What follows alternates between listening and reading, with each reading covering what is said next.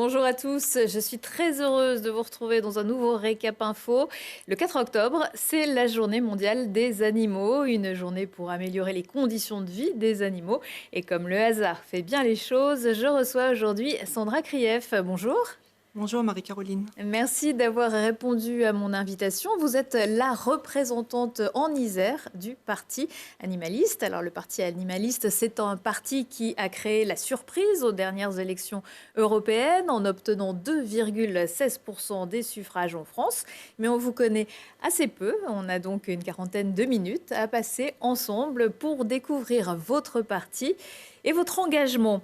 Alors, le Parti animaliste, je le disais, c'est un parti relativement jeune. Il est apparu en 2017 aux élections législatives. Votre mot d'ordre, c'est la défense des animaux. Il existe déjà pas mal d'associations sur cette thématique, mais pourquoi créer un parti ? En fait, le parti a été fondé en novembre 2016, un an avant les législatives, dans lesquelles on a fait un très bon score aussi.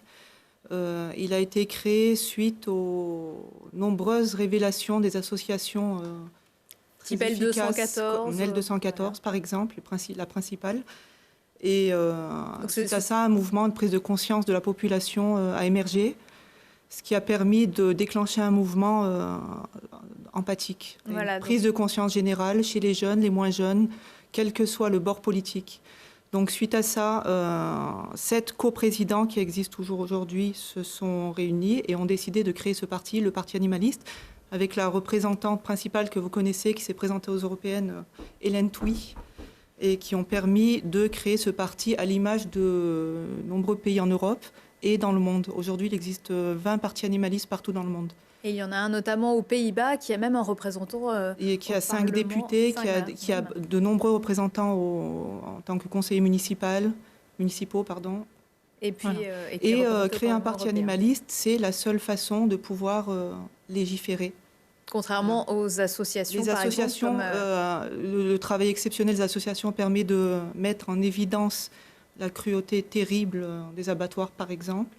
Et la seule façon de borner, de mettre des règles, des normes, des interdictions, c'est de légiférer aujourd'hui. C'est de légiférer, de créer un parti et de se présenter donc à des élections. Alors vous demandez donc une vraie reconnaissance légale, une représentation dans les institutions.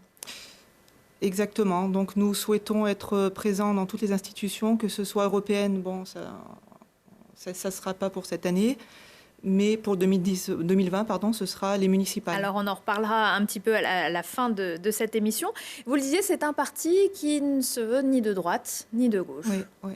Nous prônons en fait, nous sommes un parti monothématique, donc centré sur la question animale uniquement et transpartisan. Donc nous sommes ni de droite, ni de centre, ni de gauche. Nous rassemblons toutes les personnes qui ont une sensibilité à la souffrance animale. Europe Écologie Les Verts aussi prône un meilleur respect des animaux. Qu'est-ce qui vous différencie sur cette question ? Europe Écologie Les Verts, ce parti est surtout centré, heureusement qu'il existe d'ailleurs, sur l'environnement et la biodiversité. Et il prend l'animal en tant qu'espèce dans la biodiversité. Nous, parti animaliste, nous apportons un autre regard qui est celui de l'animal en tant qu'individu et qu'être vivant qui souffre. Donc vous demandez à ce que l'animal soit représenté dans le droit, sous la forme qui est par exemple un ministère, des choses comme ça ? C'est ce qu'on avait demandé pour les européennes, ce qui ne s'est pas fait, mais on demande, oui, un ministère qui représente la question animale. Comment est financé le parti animaliste ? Alors, jusqu'aux législatives 2017 et jusqu'aujourd'hui aussi, il était financé uniquement par des dons privés. Et grâce aux législatives dans lesquelles on a obtenu un score de 1%, on a pu récupérer un financement public. Voilà, et on vit avec de très petits revenus. Donc beaucoup de dons. Oui. Est-ce que c'est un parti paritaire ? Parce que je crois qu'il y a beaucoup plus de femmes que d'hommes dans votre parti. Aujourd'hui, il y a beaucoup de femmes, oui, beaucoup de jeunes. Et en fait, le seul moyen de faire grossir nos rangs, c'est de nous faire connaître. Je reste persuadée qu'on va grossir d'année en année. C'est pour ça que je suis là aujourd'hui. Est-ce que pourquoi vous avez décidé de vous engager ? En fait, ça fait partie de mon chemin de vie. J'ai commencé à prendre conscience de l'animal en tant qu'individu à l'âge de 17 ans. Donc mon chemin de vie m'a amené au fait de ne plus manger de viande, un peu plus tard de ne plus manger de poisson, de ne plus manger de lait, d'œufs. Mais ça, c'est mon chemin de vie personnel. Et en fait, pour une question de cohérence, je me suis dit qu'il fallait aussi que j'agisse en fonction de mes convictions, c'est-à-dire, outre le fait de ne plus manger d'animaux, agir pour réduire la souffrance animale. Donc, le seul moyen pour moi était de m'investir dans des associations, ce que je fais déjà, et aujourd'hui d'aller un petit peu plus loin, de m'engager en politique. Est-ce que vous vous rendez compte que ça peut aussi être le parcours de vie de plus en plus de monde, il y a de plus en plus de gens, et justement, vous le disiez, même des très jeunes qui décident, même étant encore mineurs, d'arrêter de manger de la viande? Oui, et je m'en réjouis. On va forcément vers un monde Mais c'est paisible. aussi une prise de conscience écologiste, c'est aussi pour le bien-être de la terre. Et ça va de pair, en fait. rejettent. Nous restons persuadés, et c'est ma conviction personnelle aussi, que ça va de pair. Le respect de l'animal va de pair avec le respect de l'environnement. Ça ne peut pas. Et bien sûr, le respect de l'être humain, avant tout. Alors vous êtes végane, vous l'avez dit. Est-ce que c'est une condition sine qua non pour s'engager dans le parti animaliste? Pas du tout. Au sein du parti animaliste, nous avons des représentants qui sont omnivores. Il y en a qui sont flexitariens, il y en a qui sont carnivores. Et nous respectons tous tant que nous agissons en faveur des animaux, c'est-à-dire en faveur de la vie animale pour réduire leur souffrance. Alors vous êtes la représentante du parti animaliste en Isère. Est-ce qu'il y a d'autres membres en Isère? Est-ce que vous essayez de vous regrouper, de vous réunir régulièrement? En fait, on a aujourd'hui 36 bureaux départementaux. La France est découpée en 5 grosses régions. Et en Isère, je suis la première. Bon, le parti est tout jeune, il n'a que 2 ans. Je suis la première. Récemment, Martin m'a rejoint. Donc j'espère que les rangs vont grossir. Et je fais d'ailleurs appel aux personnes qui souhaitent être membres actifs. Voilà. Alors, je vous propose à présent de revenir sur un certain nombre de thématiques que vous abordez dans votre programme, à commencer par la chasse. La saison a débuté en septembre. Pour vous, est-ce que la chasse, il faut tout simplement l'interdire? Je parlerai de la ligne de conduite du parti animaliste. Mes convictions personnelles, c'est pas nécessaire. L'interdire tout de suite aujourd'hui, non. Ce qu'on demande aujourd'hui, c'est en fait de protéger la population et de protéger les animaux sauvages, c'est-à-dire interdire la chasse les dimanches et les mercredis. Voilà, parce que là, on voit actuellement des chasseurs qui justement prônent le dimanche, puisque pour l'instant, il faut savoir qu'il n'y a qu'un seul jour de non-chasse. Alors, c'est réglé par la préfecture. Et pour l'Isère, c'est le vendredi, ce qui n'est pas forcément... c'est un jour pas forcément très sécurisant pour les promeneurs, pour les enfants. Voilà. Donc, ce qu'on demande, c'est de la faire interdire les dimanches et mercredis, d'instaurer un périmètre de sécurité de 200 mètres autour des habitations et autour des enclos d'animaux. Et puis, on demande aussi à ce qu'il y ait une visite médicale annuelle, ce qui n'existe pas aujourd'hui, d'instaurer un taux d'alcoolémie maximum de 0,2 grammes par litre. Voilà. Et puis, en fait, les chasseurs, on en a reçu ici, et ils nous expliquent que eux, leur rôle, c'est aussi de réguler les espèces et que finalement, ils sont les premiers écologistes de France. Qu'est-ce que vous leur répondez? Voilà. Je leur réponds de lire le livre de Pierre Rigaud. C'est un naturaliste biologiste qui s'appelle « Pas de fusil dans la nature ». C'est un livre anti-chasse et pas anti-chasseur du tout, et qui fait éclater des vérités. Je peux vous donner... qui est sorti très récemment. Ouais. Je peux vous donner juste quelques chiffres? Bien sûr. Ok. En 2019, 1 million d'animaux ont été tués par les chasseurs. Non, pardon. 1 million de chasseurs en 2019 ont tué 30 millions d'animaux, dont la moitié sont des oiseaux, migrateurs ou pas. Voilà. Il faut savoir qu'un animal sur 4 provient d'élevages en cage et qui sont relâchés. 700 000 sangliers ont été tués. Ce qu'il faut savoir, c'est qu'il y a plus de sangliers aujourd'hui que dans les années 70. Donc, question de régulation, ce n'est pas très cohérent. Et ce qu'il faut savoir, c'est qu'il y a beaucoup de lâchers de sangliers. Et les sangliers sont souvent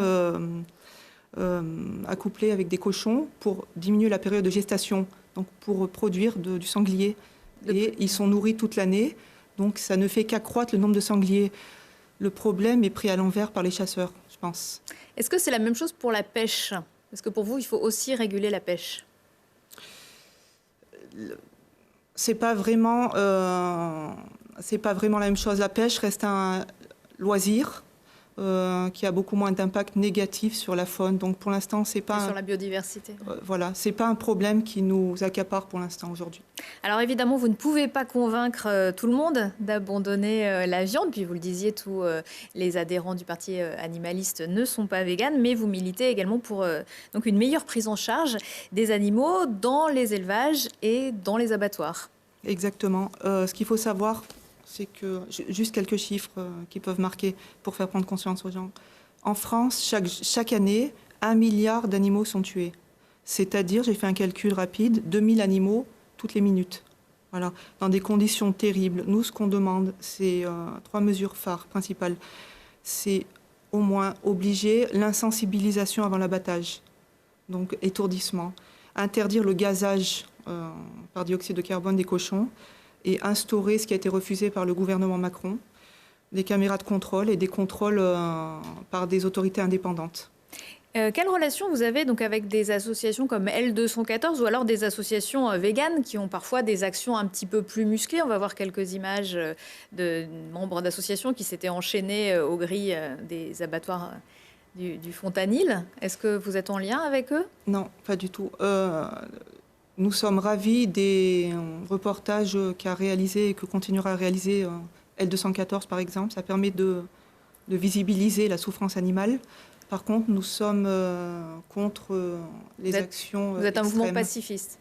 On est complètement pacifiste, oui. Voilà. Et L214, on le rappelle, qui publie régulièrement des reportages de caméras dans les abattoirs. Alors régulièrement, espérons-le, le moins possible, parce qu'il faut quand même rappeler que ce n'est pas le cas quand même dans tous les abattoirs. On ne peut pas faire de généralité, mais voilà. Et dans quelques semaines, Noël et son cortège de foie gras sur les tables de fête. Est-ce que c'est compliqué de se battre contre une tradition comme celle-là?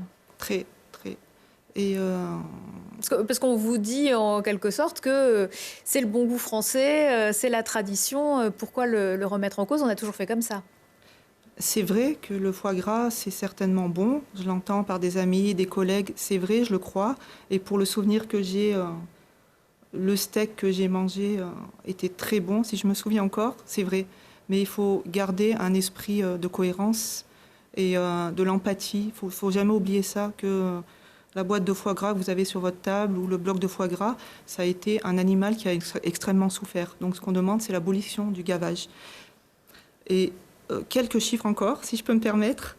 Seuls les canetons mâles sont gardés pour le foie gras parce qu'ils permettent d'avoir des foies plus gros. Les canetons femelles sont broyés, c'est-à-dire 23 millions de canetons broyés par an. Voilà. Ils sont gavés par le biais de pompes électriques hydrauliques. C'est des souffrances terribles qui leur provoquent des diarrhées. Et en fait, le foie gras que vous consommez, ça s'appelle, en fait, c'est issu d'une maladie qui s'appelle la stéatose hépatique. Le volume du foie atteint 10 fois son volume normal. Après, pendant l'abattage, en fait, l'animal est conscient pendant la saignée. Tout ça, je pense que quand vous étalez votre foie gras sur votre pain, il faut en avoir conscience, il faut toujours y penser. Vous dénoncez également les tests sur les animaux pour les produits pharmaceutiques. Les produits pharmaceutiques, les produits cosmétiques, les produits ménagers. Il ne faut pas oublier que tout ça, ça existe encore aujourd'hui. Est-ce qu'il y a d'autres solutions? Il y a d'autres solutions, mais il va falloir passer par une transition qui va être très difficile. Donc ce qu'on propose, nous, c'est d'accompagner cette transition pour l'utilisation de méthodes n'utilisant pas d'animaux. On demande en fait une agence nationale de méthodes qui n'utilise pas d'animaux. Le Festival international du cirque aura lieu cette année sur l'esplanade de Grenoble. Ce sera du 14 au 20 novembre. Le promoteur de ce spectacle, Guy Chanal, a longtemps mis en avant des numéros avec des animaux sauvages, des éléphants, des lions, des tigres. Mais pas cette année. Il a donc changé d'avis. On l'écoute. C'est vrai que cette année, c'est le retour à l'Esplanade. Donc pour moi, c'est une découverte parce que j'ai toujours connu l'Esplanade avec les cirques et puis les différentes fois. Et après 2020, 21, 22, retour au Palais des Sports. Et ça, c'est vraiment une très belle nouvelle. Oui, c'est magnifique. Bon, ma génération, on a été habitué à voir des animaux dans les cirques parce qu'on a été élevés comme ça. Mais je crois qu'aujourd'hui, il faut réfléchir avec les trentenaires et les plus jeunes. Je sentais monter ça. Le gouvernement légifère pas. C'est-à-dire que c'est des tergiversations entre l'État, entre les gens du cirque qui sont, à mon avis, mal organisés. J'ai eu la chance dans les 18 ans de cirque de faire tous les plus grands numéros de fauves ou d'animaux sauvages, donc on n'en a pas d'autres à présenter. Et je crois que c'est le moment, et en ce qui me concerne, j'ai pris la décision d'arrêter les animaux sauvages dans notre festival. Il y aura des chevaux, il y aura des perroquets, mais il n'y aura plus d'animaux sauvages. Et je crois qu'il faut savoir assumer, et j'assume complètement ma décision. Alors pour vous, c'est une bonne nouvelle, le départ des animaux sauvages du Festival du cirque de Grenoble? Bravo, Monsieur Chanal. Et je suis prête à rencontrer ce monsieur pour le remercier de la part du Parti animaliste. J'espère que d'autres cirques suivront cet acte très intelligent et courageux de sa part. Parce actuellement, il y aurait environ 2000 animaux sauvages qui se baladent sur les routes de France, avec des cirques plus ou moins importants. Certains maires ont déjà pris des arrêtés pour interdire à ces cirques qui ont donc des animaux sauvages de s'installer sur leur commune. Est-ce que, selon vous, comme le préconise Guy Chanal, ce serait au gouvernement de légiférer? C'est au gouvernement de légiférer, comme ça s'est passé dans de nombreux pays d'Europe, qui interdisent déjà, d'Europe et dans le monde, qui interdisent déjà depuis longtemps. Il y a beaucoup de pays frontaliers. Exactement, qui l'ont déjà fait depuis longtemps. De nombreuses villes en France, dont certaines dans le sud, ont déjà permis cette avancée-là. Grenoble, pas encore. Aussi. Et Chirol aussi, Grenoble, pas encore. D'ailleurs, j'ai rencontré le bureau du maire, M. Piolle, il y a 2 ans, pour faire cette demande. J'ai réitéré ma demande, je n'ai pas encore eu de rendez-vous. J'espère que ça va aboutir. Est-ce que pour vous, finalement, les cirques ne devraient pas stopper tous les numéros avec des animaux? Là, on verra, là, cette année, il y aura donc toujours des chevaux, des perroquets et autres. Tous les animaux, quels qu'ils soient, comme André-Joseph Bouglione, qui a lancé jeudi à Vincennes un cirque certifié sans animaux. Voilà, en fait, c'est une des mesures qu'on propose, c'est d'interdire dans les cirques et le delphinarium et les zoos, interdire la détention d'animaux, sauvages ou non. Pour le spectacle? Pour le spectacle, oui, exactement. Est-ce que vous êtes contre tout travail des animaux? Parce que les animaux, notamment dans l'agriculture, ils ont encore leur rôle à jouer. En Isère, par exemple, dans un souci aussi de revenir peut-être à des considérations plus écologiques, il y a un viticulteur qui travaille dans les vignes avec un cheval. Non, c'est une belle chose. Notre cheval de bataille, c'est d'abolir la souffrance animale. Le cheval qu'on voit là a l'air heureux et il travaille autant que nous travaillons, donc il fait sa part. On n'est pas contre le travail des animaux dans ces conditions-là. Alors la semaine prochaine à Grenoble, ce sera la descente des alpages avec des vaches d'airain qui vont défiler en ville et toute une journée autour des produits de la montagne. C'est pas leur environnement naturel, elles vont passer dans le centre-ville de Grenoble. Ces vaches, vous en pensez quoi? Exactement, comme vous l'avez dit, c'est pas leur environnement naturel et j'estime qu'elles n'ont rien à faire dans la ville. C'est à nous plutôt de nous déplacer dans leur environnement pour les voir de la manière la plus naturelle possible. Pour en revenir aux animaux sauvages, il y a aussi la question de la captivité, même s'il n'y a pas d'animation, de spectacle. Aujourd'hui, on parle de moins en moins de zoos, mais de parcs zoologiques. Alors, est-ce que c'est du politiquement correct ou pas? On ne sait pas. À Fitilieu, en Isère, il existe par exemple le domaine des fauves qui met en place un programme de protection et d'information à destination du public. Approcher le monde des prédateurs, découvrir des animaux emblématiques comme le lion, le loup et le tigre ou de beaucoup moins connus, c'est ce que vous propose le domaine des fauves. Fondé en 1968, le zoo de Fitilieu accueille aujourd'hui une population de 200 individus issus d'une 60aine d'espèces différentes. Grand spécialiste des rapaces et fondateur du parc des Aigles du Léman en Haute-Savoie, Jacques-Olivier Travers reprend le zoo en 2015. C'était le zoo de mon enfance. Moi, je suis né à 20 minutes d'ici. Je venais en vélo. À l'époque, on venait voir les chimpanzés et les ours. Et c'est vrai que le jour où Marc Muguet, l'ancien propriétaire, m'a dit bah voilà, je vais passer la main, j'ai l'âge et je cherche un repreneur. Très honnêtement, ça m'est assez vite venu à l'esprit de reprendre ce zoo que j'ai toujours connu et puis que j'ai toujours aimé surtout. Le domaine des Fauves, c'est la deuxième plus grande collection de prédateurs en France. 75 000 personnes ont visité le site en 2016, un public que l'équipe du zoo veut sensibiliser à la conservation des espèces avec de nouvelles méthodes. Moi, je crois beaucoup à une zoologie aujourd'hui qui est une zoologie participative. Je pense que notre monde, il a évolué. On n'a plus envie de venir au zoo comme on va au supermarché où on passe devant des magasins et on fait du lèche-vitrine avec un petit panneau qui vous dit ça c'est telle espèce, ça c'est telle espèce. Je crois que cette zoologie-là, elle est terminée. Donc on veut absolument faire découvrir les animaux aux gens le plus près possible. Et on veut essayer de montrer ça, mais on veut que les gens participent, soient acteurs de cette visite et pas simplement des spectateurs. Dans cette logique, le domaine propose plusieurs animations et notamment une visite au plus près des loups arctiques. On a vraiment fait cette animation pour dédiaboliser cette bête inoffensive qui attaquera jamais les hommes. Et on a lié l'utile à l'agréable, voilà, vous faire plaisir aux yeux en voyant des animaux relativement près pour sensibiliser les plus petits et les plus grands. Pour qu'en sortant de cette animation, vous ayez plus peur des loups et une autre vision sur cette bête mythique. Et le domaine des Fauves ne s'arrête pas là. Demain, il proposera ce type d'animation avec des guépards, des caracals et différentes espèces d'oiseaux. Alors ici, il y a donc des animaux en captivité, mais aussi des actions pour leur permettre de se reproduire. Ils ont des espaces de vie assez grands, relativement grands. Un travail éducatif important est également fait. Est-ce que pour vous, c'est une bonne option? Parce que, comme le dit le responsable du zoo, c'est en fait pour permettre aux hommes de mieux appréhender les animaux, pour peut-être mieux les défendre. Comme vous l'avez dit, ça reste un zoo, et il le dit, il l'a répété plusieurs fois, c'est un zoo. Nous restons sur nos positions d'interdire la détention d'animaux, d'interdire l'importation d'animaux sauvages et d'interdire la reproduction d'animaux sauvages. Nous souhaitons que les zoos et les cirques les animaux de zoo et cirques soient transférés vers des sanctuaires et des refuges pendant une période donnée, puis relâchés dans leur milieu naturel. Oui, parce que là, on est dans une sorte de refuge. Non, c'est pas vraiment un refuge, ça reste quand même mercantile. Donc, des sanctuaires et des refuges dans lesquels pourraient travailler des bénévoles, ce qui se fait dans de nombreuses associations, et qui vivraient de dons. Alors justement, on va voir un de ces refuges qui accueille des animaux sauvages. Alors pas des animaux sauvages de nos contrées, on va dire. C'est le Ticodrome qui se situe sur la commune du Gard. Et c'est le seul lieu de ce type en Isère. Mathias Araez s'y est rendu.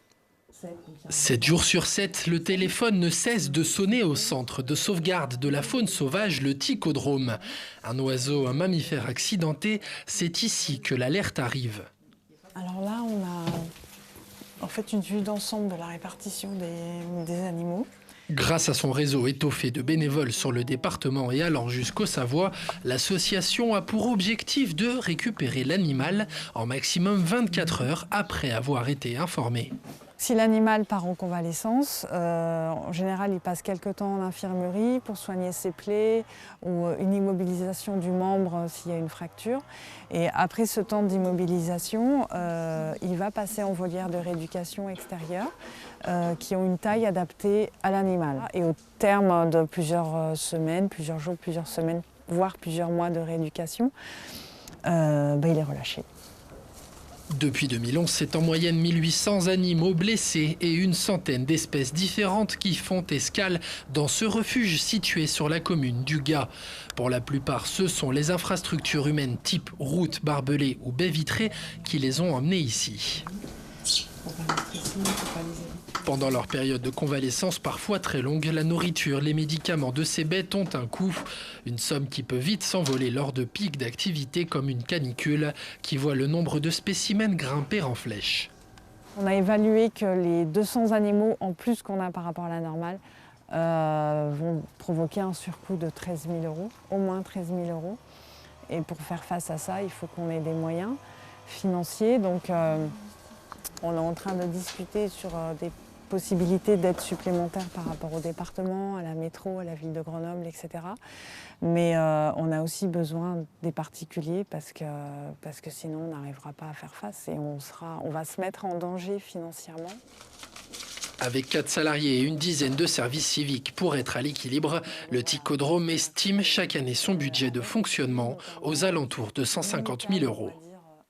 Alors, depuis ce reportage, Grenoble-Alpes Métropole a augmenté sa subvention au Ticodrome. Et puis avec l'orage et les rafales en début de semaine, les cages et les volières du Ticodrome ont souffert. L'association lance un appel aux dons si vous avez des équipements non utilisés à leur fournir. Sandra Krief, est-ce qu'il faudrait plus de Ticodromes? Oui, c'est une excellente initiative. Et, je félicite la directrice d'avoir créé cette association.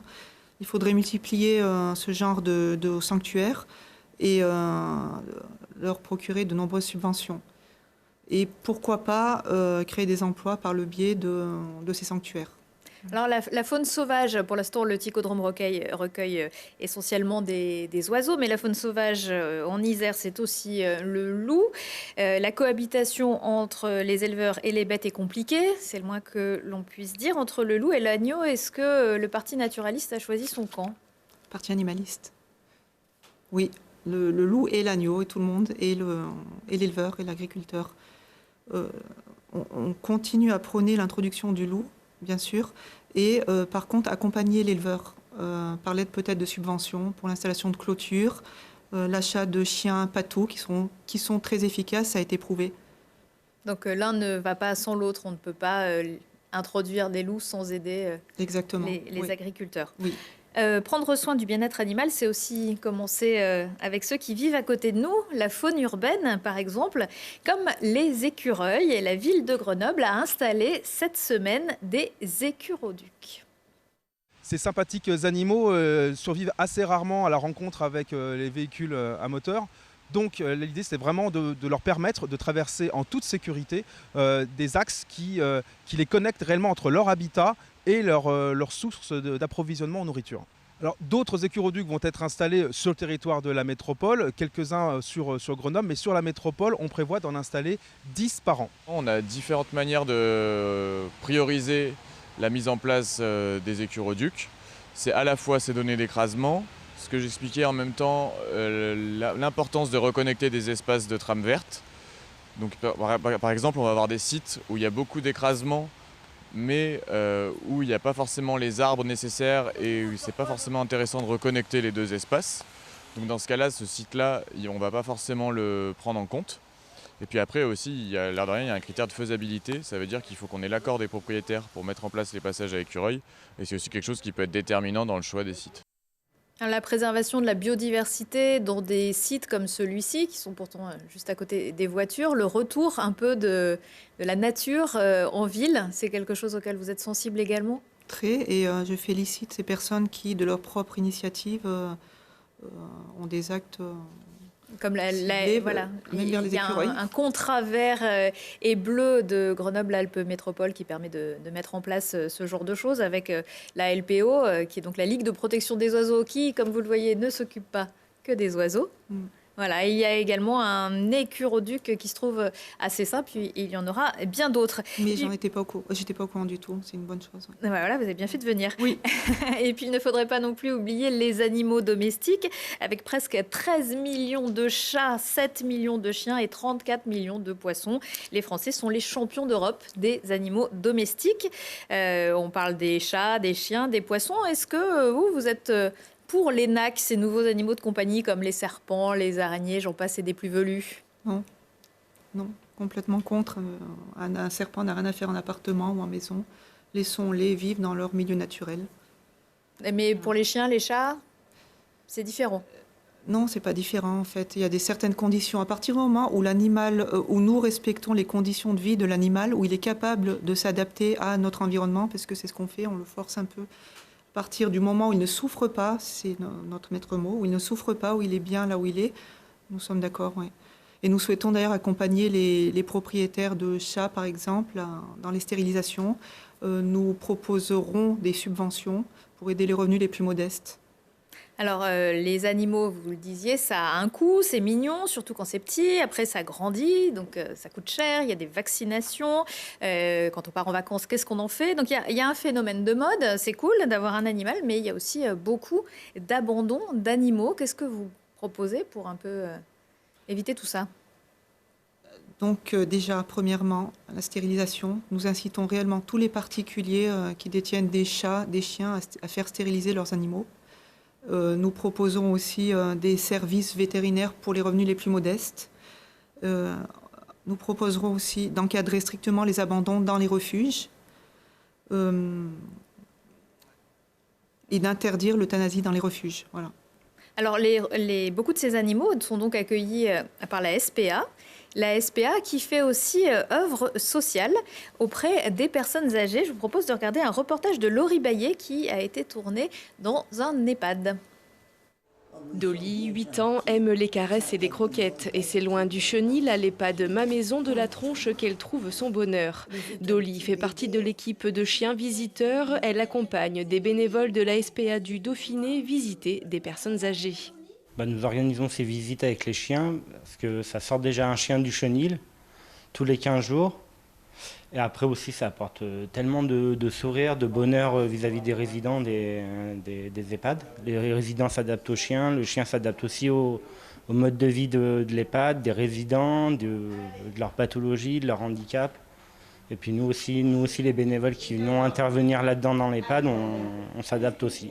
La SPA du Dauphiné propose ses actions depuis le 1er mars dernier et c'est que du bonheur, du vrai, du spontané, comme un vent de fraîcheur et de nostalgie. Quand on vient à l'EHPAD, il y a des résidents qui font un retour sur leur vie d'il y a 60 ans, 70 ans quand ils avaient des chiens et qui nous racontent comment ils vivaient avec leurs chiens. Et ils gagnent 50 ans de vie. Des fois, quand on vient avec le chien, ils se reprojettent, ils font un retour en arrière d'une 50aine d'années. Oh, des petits chiens et des petits chats, on en a toujours eu, nous, alors. Vous savez, des lapins, des poules, on avait des gosses et des bêtes, la maison était toujours pleine.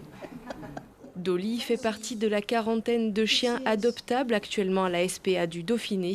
Elle recherche activement une nouvelle famille. C'est émouvant ce reportage. Ouais.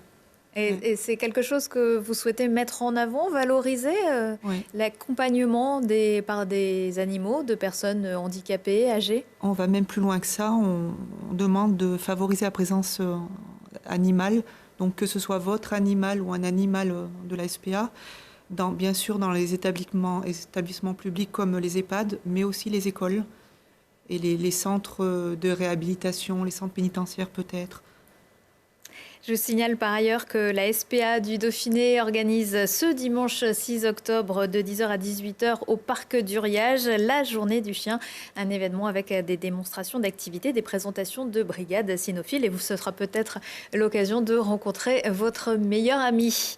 On va à présent ouvrir une page plus politico-politique, on va dire. Aux élections européennes de 2019, le parti animaliste a donc obtenu 2,16% des suffrages au niveau national, 1,87% en Isère, 1,49% à Grenoble. C'est mieux que Nathalie Arthaud ou Florian Philippot. La prochaine échéance, ce sont les élections municipales en mars prochain. Et l'info de ce vendredi, c'est bien sûr les résultats du sondage Dauphiné Libéré, France Info, France Bleu Isère. Éric Piolle, le maire sortant EELV, obtiendrait la faveur de 30% des 609 personnes interrogées, 20% pour Alain Carignon et sa liste citoyenne et 18% pour Émilie Chalas, soutenue par La République En Marche.